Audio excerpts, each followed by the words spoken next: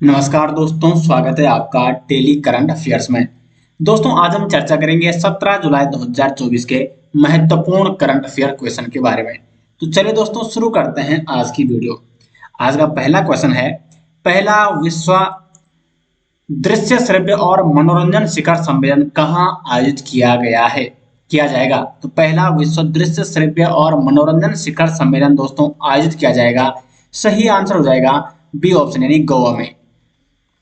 जानते हैं दोस्तों इस क्वेश्चन के बारे में डिटेल्स। प्रत्येक क्वेश्चन के बारे में दोस्तों यहाँ पे आपको डिटेल्स में बताते हैं। भारत 20 से 24 नवंबर 2024 तक गोवा में पहले विश्व दृश्य श्रव्य और मनोरंजन शिखर सम्मेलन की मेजबानी करेगा।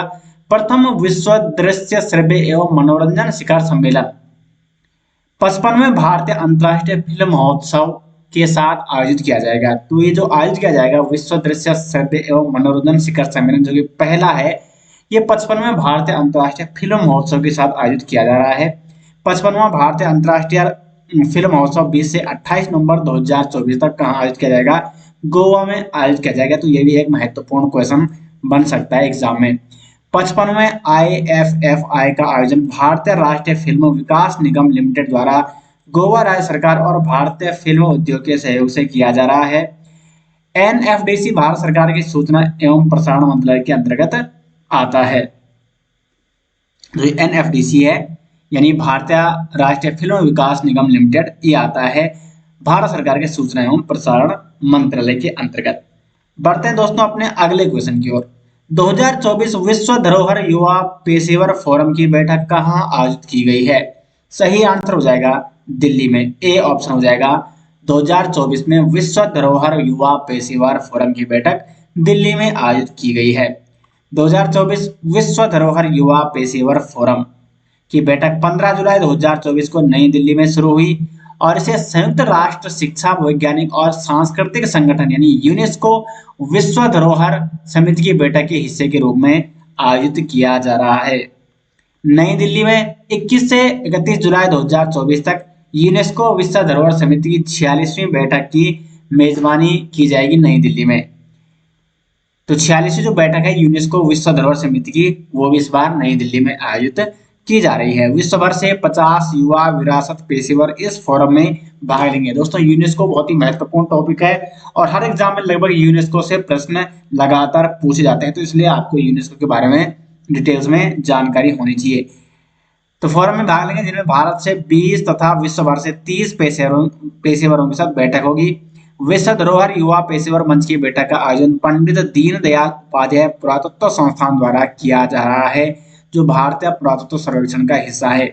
भारतीय पुरातत्व सर्वेक्षण केंद्रीय संस्कृति मंत्रालय के अंतर्गत आता है।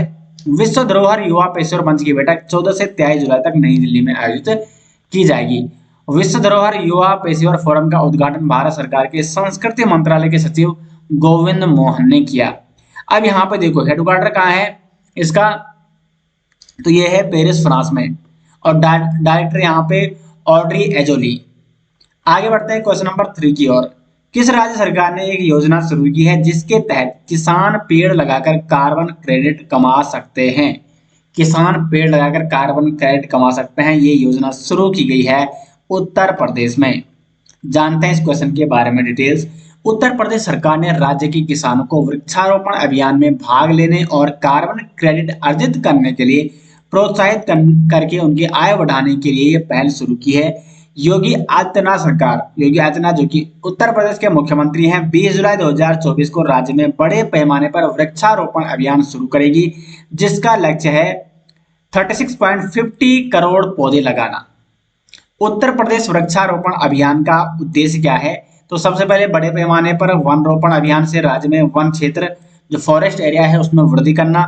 दूसरा इनका उद्देश्य है 2070 तक शुद्ध शून्य कार्बन स्थिति प्राप्त करने के भारत सरकार के लक्ष्य को प्राप्त करने में मदद मिलेगी। अब देखो इस प्रकार से प्रश्न बन सकता है एग्जाम में, भारत सरकार ने जो शुद्ध शून्य कार्बन स्थिति प्राप्त करने का लक्ष्य रखा है तो वह है 2070। वन रोपण अभियान में भाग लेने वाले किसानों के लिए कार्बन क्रेडिट बेचना भी आय का एक अतिरिक्त स्रोत यहाँ पे बन जाएगा। तो ये इसके मुख्य उद्देश्य हैं। क्वेश्चन नंबर 4 है, हाल ही में पीएम मोदी ने किस राज्य में भारत की सबसे लंबी शहरी सुरंग परियोजना की आधारशिला रखी? तो सबसे लंबी शहरी सुरंग परियोजना की जो आधारशिला रखी गई है वो रखी गई है महाराष्ट्र में। प्रधानमंत्री मोदी ने मुंबई में भारत की सबसे लंबी और सबसे बड़ी शहरी सुरंग परियोजना की आधारशिला रखी। कहाँ रखी है? महाराष्ट्र, मुंबई में।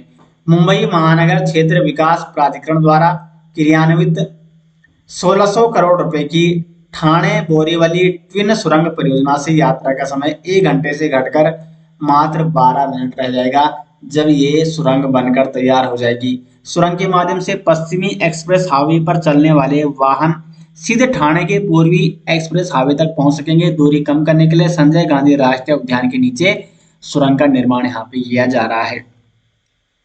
आगे बढ़ते हैं क्वेश्चन नंबर 5 की ओर। हाल ही में भारत के लिए ई मोबिलिटी R&D रोड मैप का रिपोर्ट किसने लॉन्च किया? सही आंसर हो जाएगा अजय कुमार सूद ने। बी ऑप्शन हो जाएगा सही आंसर। भारत सरकार के प्रधान वैज्ञानिक सलाहकार प्रोफेसर अजय कुमार सूद ने नेट जीरो लक्ष्य को प्राप्त करने के उद्देश्य से भारत के लिए ई मोबिलिटी R&D रोड मैप पर रिपोर्ट यहाँ पे लॉन्च की है। इन शोध परियोजनाओं को 4 प्रमुख क्षेत्रों में वर्गीकृत किया गया है, जैसे energy storage, cells, EV assembly, material and recycling. बढ़ते हैं अपने क्वेश्चन नंबर 6 की ओर। विश्व धरोहर युवा पेशेवर फोरम 2024 का आयोजन किसक द्वारा किया जा रहा है? किसके द्वारा किया जा रहा है? विश्व धरोहर युवा पेशेवर फोरम 2024 का आयोजन किसके द्वारा किया जा रहा है? तो इसका सही आंसर हो जाएगा archaeological survey of India, A option. भारतीय पुरातत्व सर्वेक्षण द्वारा नई दिल्ली में विश्व धरोहर युवाओं का क्षमता निर्माण और अवसरों की खोज विषय पर विश्व धरोहर युवा पेशेवर फोरम 2024 का आयोजन किया जा रहा है। अब देखिए इसका विषय क्या है, तो युवाओं का क्षमता निर्माण और अवसरों की खोज। आपको बता दें कि भारत में पहली बार यूनेस्को की प्रतिष्ठित विश्व धरोहर समिति की बैठक 21 से 31 जुलाई 2024 तक नई दिल्ली में ये भी आयोजित की जा रही है। बढ़ते हैं दोस्तों अपने अगले क्वेश्चन की ओर। ICAR का एक वैज्ञानिक एक उत्पाद कार्यक्रम किस क्षेत्र में अनुसंधान को बेहतर बनाने के लिए शुरू किया गया है? सही आंसर है कृषि और पशुपालन को बेहतर बनाने के लिए ICAR का एक वैज्ञानिक एक उत्पाद कार्यक्रम शुरू किया गया है। किस क्षेत्र के लिए? तो कृषि और पशुपालन क्षेत्र के लिए ये एक वैज्ञानिक एक उत्पाद कार्यक्रम शुरू किया गया है। Indian council of agriculture research ICAR इसकी फुल फॉर्म है, ने कृषि और पशुपालन के क्षेत्र में अनुसंधान को बेहतर बनाने के लिए एक वैज्ञानिक एक उत्पाद कार्यक्रम शुरू किया है। ICAR की स्थापना की बात करें 1929 में हुई थी। यह कृषि अनुसंधान और शिक्षा विभाग के अंतर्गत कृषि और किसान कल्याण मंत्रालय के तहत एक स्वायत्त क्या है, एक संगठन है ICAR। नेक्स्ट यहाँ पे क्वेश्चन नंबर 8।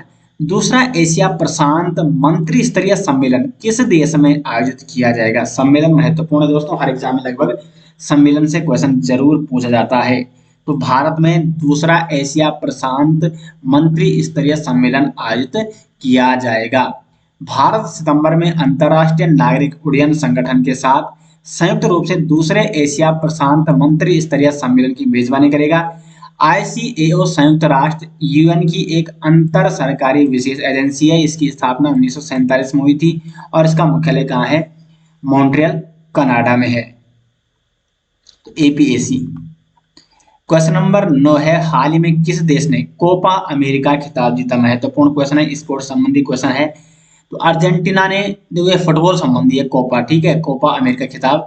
तो अर्जेंटीना ने 15 जुलाई 2024 को संयुक्त राज्य अमेरिका के मियामी में हार्ड रॉक स्टेडियम में खेले जाने वाले 48वें कोपा अमेरिका के फाइनल में कोलंबिया को 1-0 से हराकर अपना 16वां कोपा अमेरिका फुटबॉल खिताब जीता है।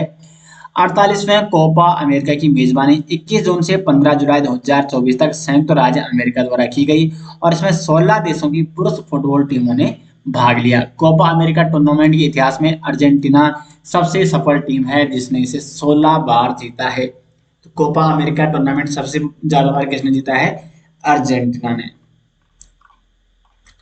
क्वेश्चन नंबर 10 है, गृह मंत्री अमित शाह ने किस राज्य में PM कॉलेज ऑफ एक्सीलेंस का उद्घाटन किया है?